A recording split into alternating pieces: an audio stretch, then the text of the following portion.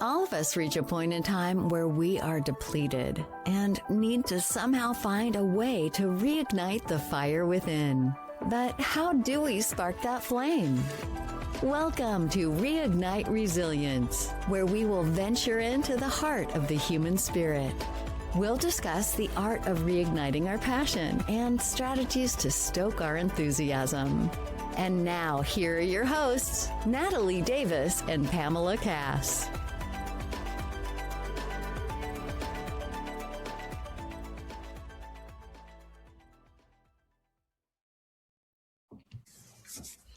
Welcome back to another episode of Reignite Resilience. I am your co-host, Natalie Davis, and I'm so excited to be back with all of you today. And joining me, of course, is your co-host, Pam Cass. Hello, Pam. How are you? I am fabulous. And you've got some news that I feel like we need to share with the listeners that I'm just like randomly this morning getting ready. And I'm like, wait, what? She started another podcast? So, yes. So there's that.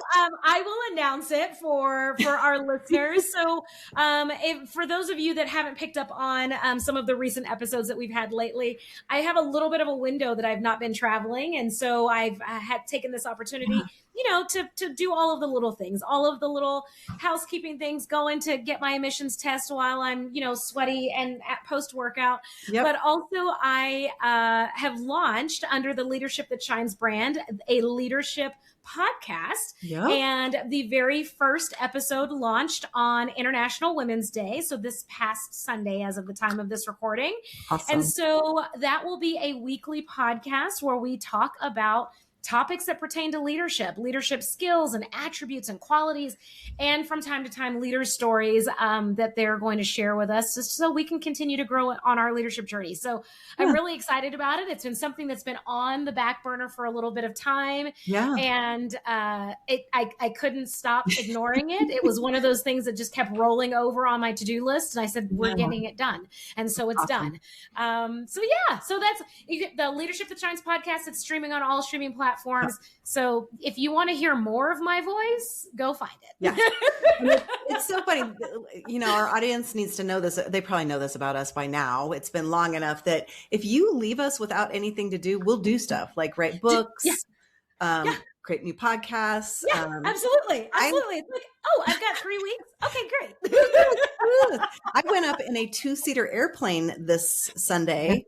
And, which is like, I'm afraid of heights. Like, I don't even like to go up elevators. I walk stairs, and here I am in this plane, thousands of feet above Fort Collins, Colorado, flying around thinking like, what the heck am I doing? Because you also had this fear of coming back down. I don't know why you didn't have the fear going up it, but coming back down the Rock of Gibraltar as well. So now you're like, I'll just get in a plane. Let's just fly it. I'm just going to plane. It's fine. Because nothing bad ever happens there. So was it an air or was there an engine? Was there an engine? It had a propeller. It just had the propeller. Okay. Well, it was just 2 seats.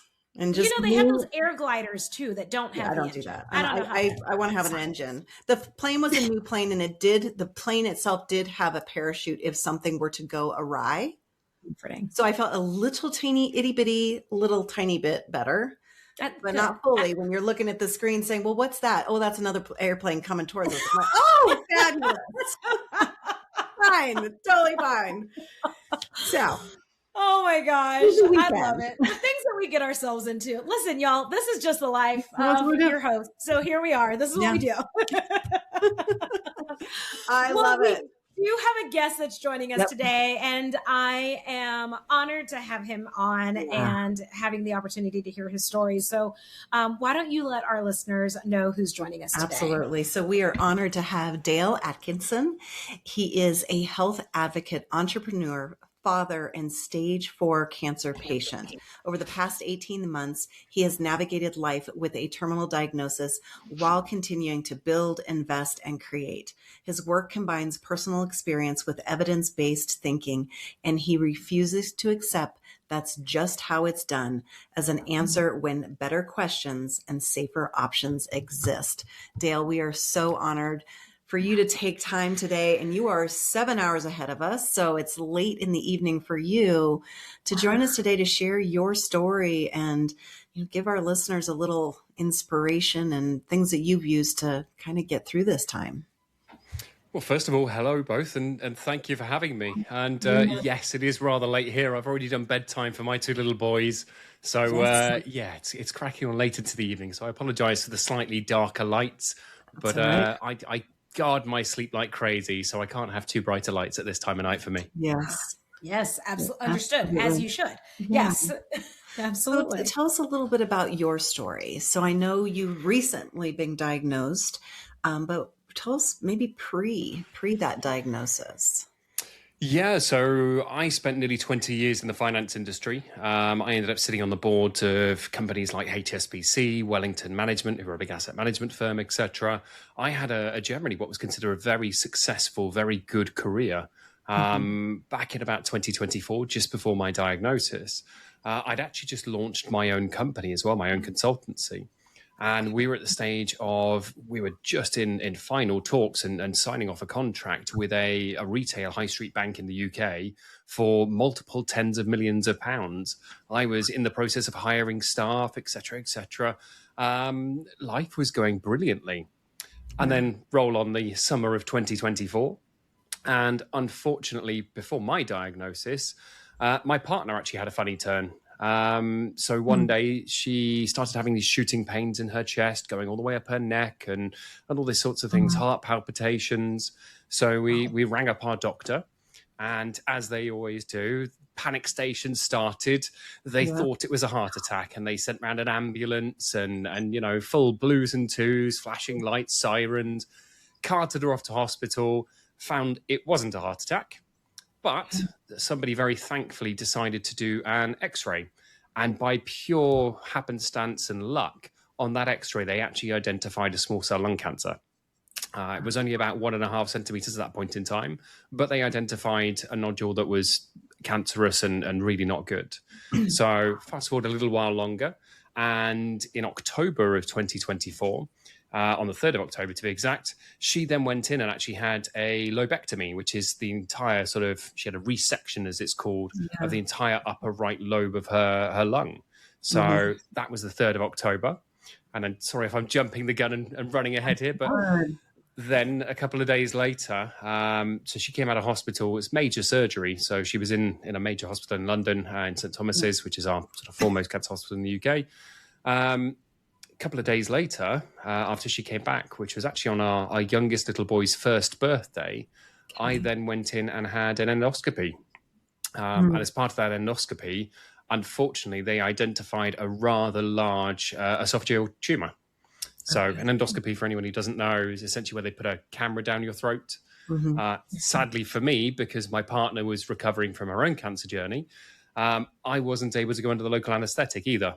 So I had a completely awake, completely cognizant, watching it on the screen as it happened, first-person view of a camera going down my own throat and choking on it, which is, I would strongly suggest to anybody who has an endoscopy, take the local anaesthetic. It is not fun. Get the sedation. Don't do it. Yes. Exactly. Yes. Just take the drugs. Say yes to the drugs. You're not afraid to hear often.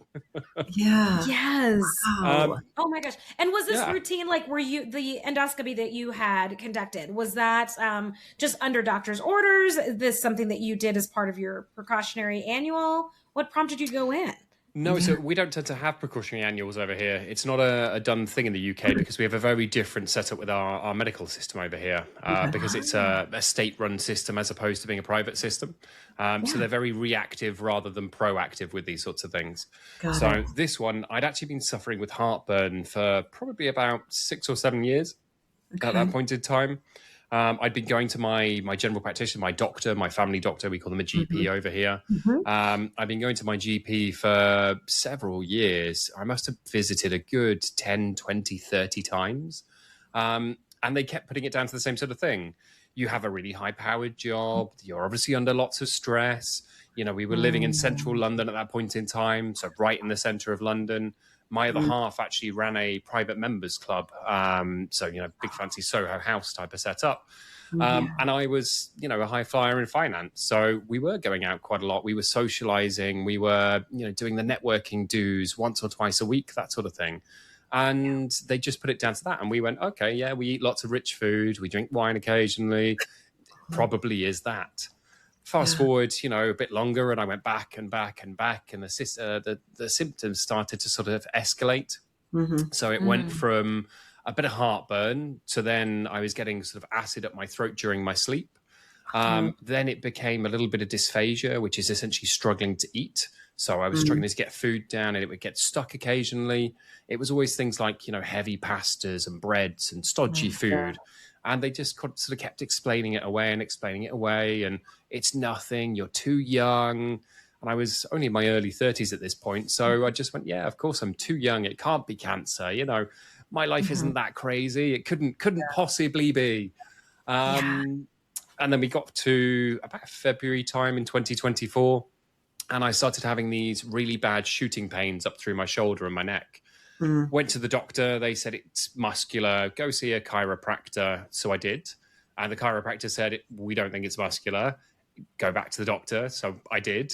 And the doctor eventually went, okay, maybe there's not something right here. Maybe something's a bit wrong. Let's put you forward for this endoscopy. But it's really unlikely to be anything interesting. We're not going to make it an urgent pathway. We're not going to make it anything too stressful. Because we just don't think that this is anything worth noting. So February, they started to book it. It then took up until the September time, just before my partner's surgery, when a young consultant picked up my case and went, so you've lost 30 or 40 kilos of weight. So for context, I'm a former semi-professional rugby player. I'm 6'3". I'm used to being a big guy. I was 120 odd kilos at that point in time. I'd been in the gym lots. I had lots of muscle on me, etc. And, I was the picture of fitness and health as far as most people were concerned. And this young consultant picked up my file and went, so you've lost 20 or 30 kilos of weight. You're in pain. You have dysphagia. You have heartburn, a history of it. I think there might actually be something wrong here. We need to get you in relatively quickly. So he was the one who then got my endoscopy booked in. We also had to push it a little bit further than they wanted because of my partner's surgery. And he also then decided to put me in a scan around that time as well. So in the space of a couple of days, I had a CT scan and I had an endoscopy done. On the camera, obviously, during my endoscopy, because I was actually awake and cognizant for it, and also being able to hear what was happening in the room, they spotted very quickly a very large calcified tumour on the screen. And it was one of those where they couldn't hide it from me because I could plainly see it. I could plainly hear them talking about it. The fact that when these sorts of things are said, the whole room goes silent, even though it's doctors and they're used to it, it gives you a feeling for where things are. So I went home on my little boy's birthday to have an evening of birthday cake and candles with knowing that I had cancer. Unfortunately, things then took an even worse turn a few days later. And on the 27th, so 12 days after I was diagnosed, and a couple of days before that, I'd been up to see my mum to tell her in person that I had cancer and we'd let her know what was happening.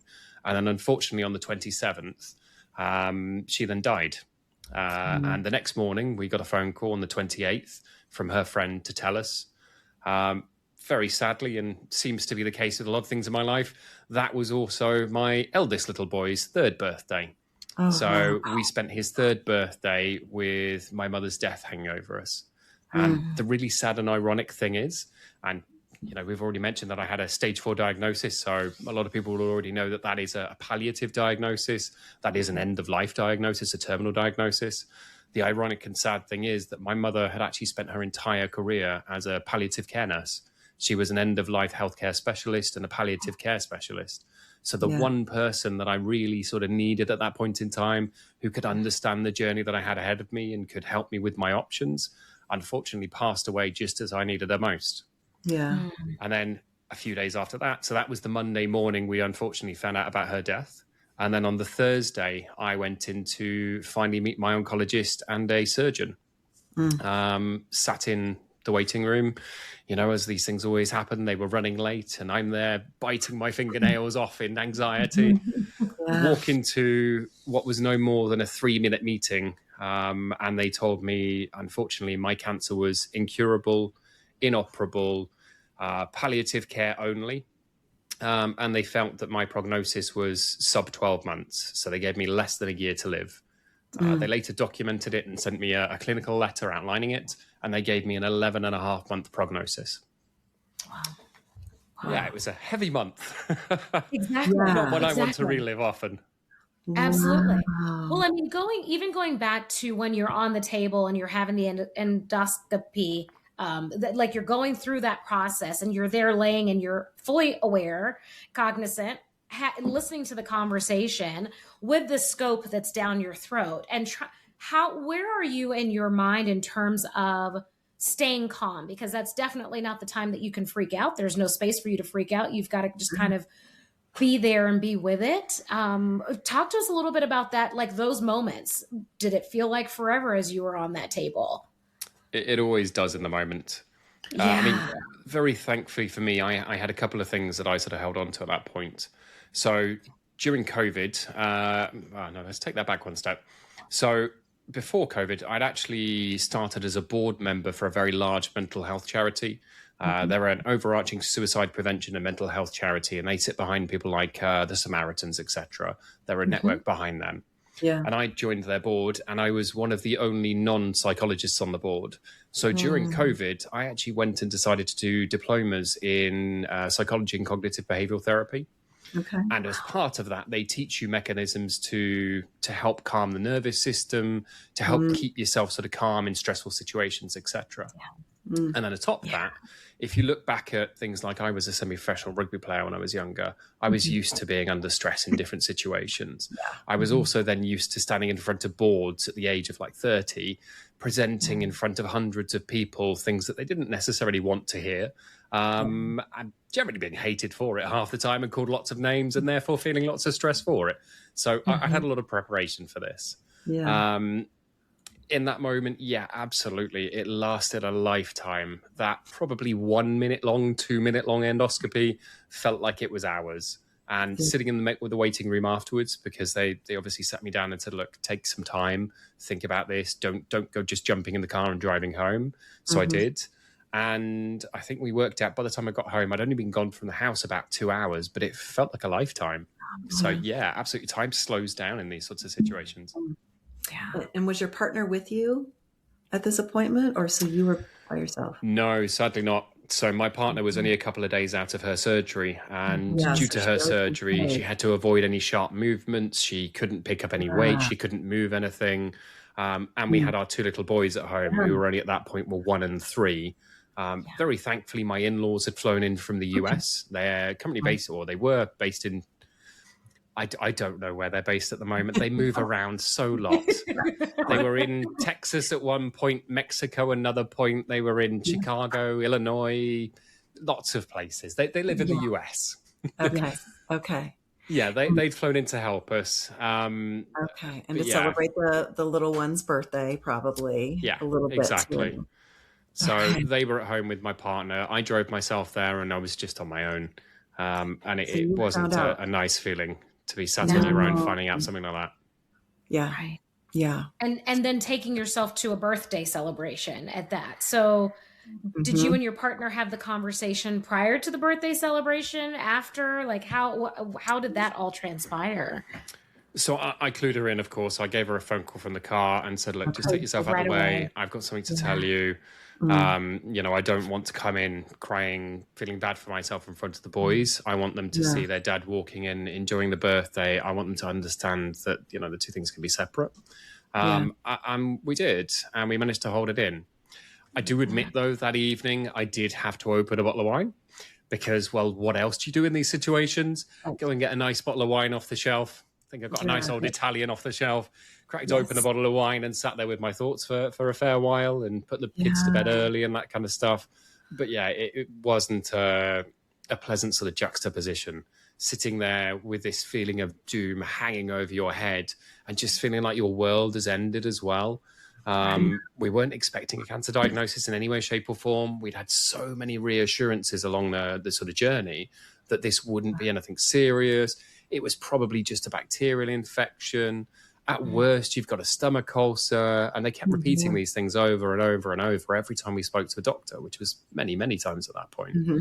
So to us, it was such a huge sort of a jolt to the system. It was a kick in the face sort of thing. I don't know how else to put it. It was just a shock that we didn't know how to get through and over. And trying to sit with that shock, trying to still plaster a big smile across my face, sing happy birthday, blow out candles, have cuddles and all these things. It was a really, really difficult day to deal with. But we got through it. Yeah. Wow. And so your partner's trying to heal. You've got family in from out of town. You've got a little one going through first birthday, and you've got the weight of this on you. Yeah. And I think, to be honest with you, the worst thing at that point in time wasn't the fact that I knew it was cancer. It wasn't the having to deal with all the bits and pieces around it. The worst thing was having an uncertainty around the weight. Because every time I spoke to them, it was, well, we're having what's called an MDT meeting at some point. An MDT meeting is a mixed disciplinary team meeting where they have an oncologist, they have a surgeon, they have a doctor, they have a radiologist, etc. They have people from each different department in order to give an opinion on the case before they then sort of make a formal diagnosis and progress things. So I had to wait for that to happen, and they couldn't give me a timescale. At 1 minute it was, it's going to happen this week. You're an urgent case. You're young. You're this. You're this. We will have an answer for you in a few days. The next it was, oh, well, I don't know why somebody told you it was this week. Actually, it's going to be next week. Oh, well, it might be pushed to next month. It might be this. It might be this. And a treatment plan. I guess it's like the gathering of like the council. Exactly. And the treatment plan then comes off the back of exactly that.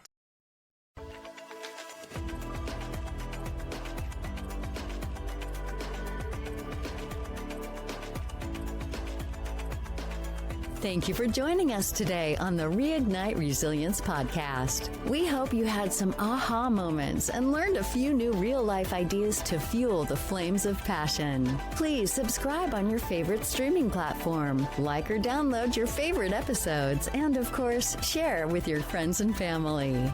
We look forward to seeing you again next time on Reignite Resilience.